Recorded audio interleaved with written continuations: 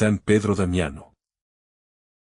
Un niño hambriento y descalzo cuida cerdos en el campo, tratado como poco menos que un esclavo por su propio hermano. Nadie podría imaginar que ese muchacho despreciado llegaría a sentarse junto al Papa y que su pluma valiente haría temblar a obispos corruptos en toda Italia. Con el tiempo, la Iglesia lo llamaría doctor, es decir, maestro para siempre. Estamos en Italia, a comienzos del siglo XI, en la región de Rávena. Es una época difícil para la Iglesia. Muchos obispos y sacerdotes compraban sus cargos con dinero, un pecado conocido como simonía, y no pocos clérigos vivían sin guardar el celibato que habían prometido. Al mismo tiempo, los emperadores y los grandes señores feudales intervenían en los nombramientos eclesiásticos como si la Iglesia fuera parte de su patrimonio. En medio de ese panorama de corrupción, Dios preparaba a un hombre sencillo, nacido en una familia humilde, para convertirse en una de las voces más firmes de la Reforma.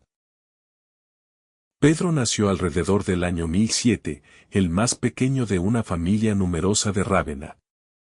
Quedó huérfano siendo muy niño, y la vida no fue generosa con él.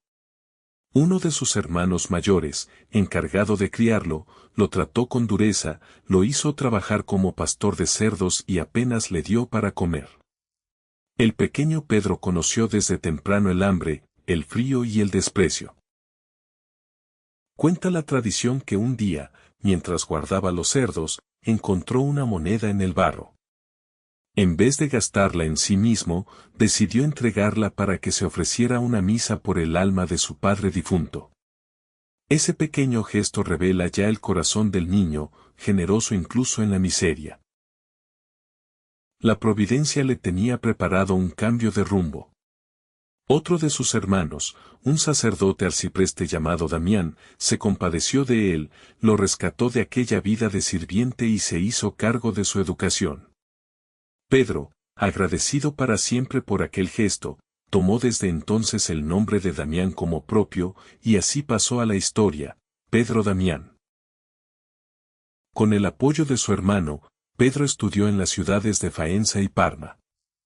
Resultó ser un alumno brillante, de una inteligencia poco común, y pronto se convirtió él mismo en maestro, con discípulos que lo admiraban. Tenía por delante una carrera prometedora, comodidades y reconocimiento. Pero algo en su interior le pedía otra cosa. Yo había probado ya el desprecio de los hombres cuando era niño, y luego probé también su admiración cuando fui maestro. Y descubrí que ninguna de las dos cosas llenaba mi alma. Sentía que Dios me llamaba a un silencio más profundo, a un desierto donde pudiera encontrarlo sin distracciones. Así fue como, siendo todavía joven, Pedro Damián abandonó la vida académica y entró como monje en el eremitorio de Fonte Avellana, un lugar apartado en los montes de la región de las Marcas, perteneciente a la tradición camaldulense, que unía la vida comunitaria con largos periodos de soledad y penitencia. En Fonte Avellana, Pedro se entregó con toda su energía a la oración, al ayuno y al estudio de la Sagrada Escritura y de los escritos de los padres de la Iglesia. Su vida austera y su sabiduría no pasaron inadvertidas, los mismos monjes lo eligieron prior de la comunidad. Bajo su gobierno, Fonte Avellana se convirtió en un modelo de disciplina y fervor, y llegó a fundar o reformar otros varios eremitorios. Yo habría querido pasar el resto de mis días en esta celda, entre el silencio y los salmos, lejos del ruido del mundo.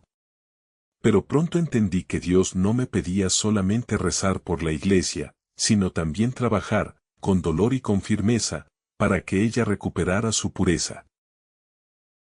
Y es que fuera de los muros del monasterio, la crisis de la Iglesia se agravaba. Obispos que habían pagado por su cargo, sacerdotes que vivían en concubinato, laicos poderosos que imponían a sus candidatos en las diócesis, todo esto pedía una reforma urgente.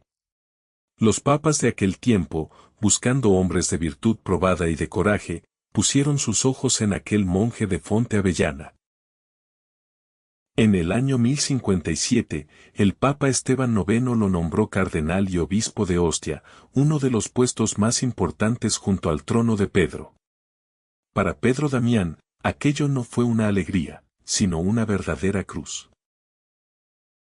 Le rogué al Papa que me dejara volver a mi celda, que buscara a otro más digno que yo para tan alta responsabilidad. Pero la obediencia me enseñó algo que la soledad no me había enseñado del todo, que a veces servir a Dios significa renunciar también a lo que más amamos, incluso al silencio del monasterio. Aceptó entonces el cargo, y desde ese momento se convirtió en una de las columnas de lo que la historia llamaría la Reforma Gregoriana, un movimiento decidido a devolver a la Iglesia su libertad frente al poder civil y su pureza frente al pecado del clero. Trabajó codo a codo con otro gran reformador, el monje Hildebrando, quien años después sería elegido papa con el nombre de Gregorio VII. Pedro Damián escribió con valentía contra la simonía y contra la relajación de las costumbres del clero. Una de sus obras más conocidas, el libro Gomorriano, denunciaba con dureza los vicios que corrompían a algunos sacerdotes de su tiempo. No escribía por escándalo ni por amargura, sino por amor a la Iglesia, que él consideraba la esposa de Cristo, y por eso no soportaba verla manchada. Callar ante el pecado de quienes deberían dar ejemplo no es prudencia, hermanos, es cobardía. Si amamos verdaderamente a la Iglesia, debemos amarla como se ama a una madre enferma, cuidándola, corrigiéndola con caridad, pero sin fingir que no está herida. El Papa lo envió también como legado, es decir, como enviado personal, a resolver conflictos delicados. Viajó a Milán para poner orden en una diócesis dividida por la simonía, y viajó hasta Alemania para intervenir ante el rey Enrique, que pretendía repudiar a su legítima esposa, la reina Berta, sin causa justa. Pedro Damián defendió con firmeza la indisolubilidad del matrimonio, enfrentando la voluntad de un poderoso monarca sin dejarse intimidar.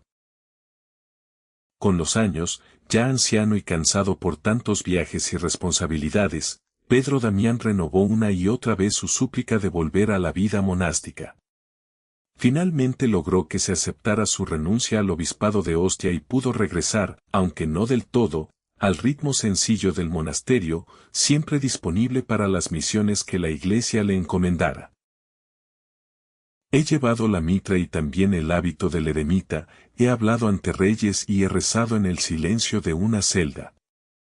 En todo ello he intentado una sola cosa, no buscar mi propia voluntad, sino la de aquel que me sacó del barro cuando era niño y me hizo, sin merecerlo, servidor de su Iglesia.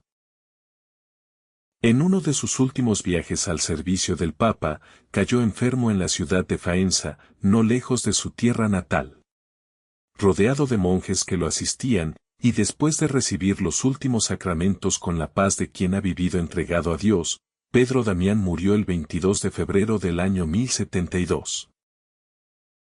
Su muerte no cerró su influencia, sino que la multiplicó. Dejó a la Iglesia un tesoro de cartas, sermones, tratados espirituales y vidas de santos, escritos con una prosa vigorosa y una hondura teológica admirable. Siglos después, en el año 1828, el Papa León XII lo declaró doctor de la Iglesia, es decir, maestro reconocido oficialmente por su sabiduría al servicio de la fe. Hoy la Iglesia lo recuerda como modelo de reformador valiente, de monje fiel a la oración y de pastor que no separó jamás la vida espiritual de la responsabilidad concreta hacia el pueblo de Dios. Su ejemplo inspiró después a otros grandes defensores de la reforma eclesiástica, y su nombre sigue unido para siempre a aquel movimiento que devolvió dignidad y libertad a la Iglesia de su tiempo. La vida de San Pedro Damián nos habla directamente hoy. Nos recuerda que ningún origen humilde, ninguna herida de infancia, puede impedir que Dios haga de nosotros instrumentos de su gracia. Aquel niño maltratado que cuidaba cerdos supo perdonar y, más aún, supo transformar el dolor en compasión hacia los débiles. Nos recuerda también que amar a la Iglesia significa a veces decir la verdad con firmeza, incluso cuando resulta incómoda, y que la oración silenciosa y el compromiso activo no se contradicen, sino que se necesitan mutuamente. ¿Cuántas veces, como Él, preferiríamos el descanso y la comodidad antes que la tarea difícil que Dios nos pide? Su vida nos invita a decir sí, aunque cueste, confiando en que la obediencia a Dios siempre da fruto. Si esta historia de fe y de coraje tocó tu corazón, suscríbete a Viva la Fe Católica TV para no perderte la vida de los santos que nos siguen enseñando a diario. Y antes de irte, déjanos en los comentarios tu intención de oración, para unirnos todos en la fe, como una sola familia. Que San Pedro Damián interceda por nosotros. Hasta la próxima. Si esta historia te bendijo, suscríbete al canal Viva la Fe Católica TV y activa la campanita, para no perderte las historias de cada día. Gloria al Padre, al Hijo y al Espíritu Santo. Como era en el principio, ahora y siempre, por los siglos de los siglos. Amén.